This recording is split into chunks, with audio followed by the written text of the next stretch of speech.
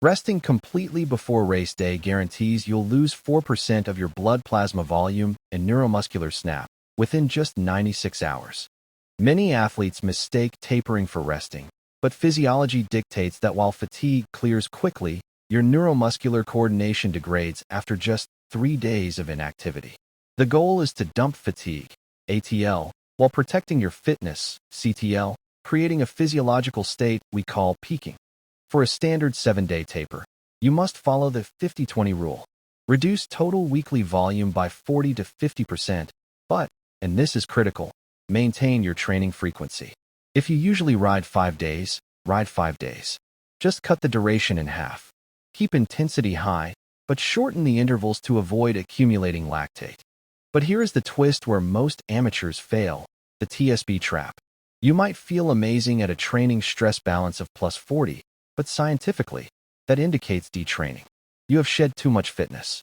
Research shows the optimal race day performance occurs between TSB plus 15 and plus 25. Any higher, and you lose metabolic efficiency.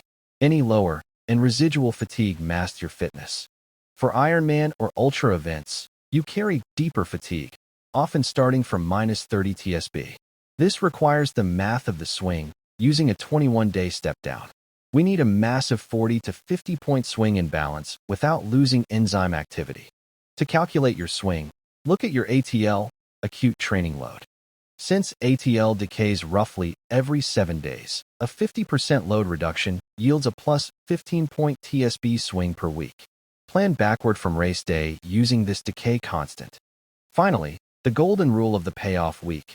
Never test your fitness during a taper. Your last hard session must be 5 days out to allow full glycogen replenishment. Prioritize sleep, as this is when the actual physiological supercompensation occurs. Trust the math, respect the taper, and crush your PR.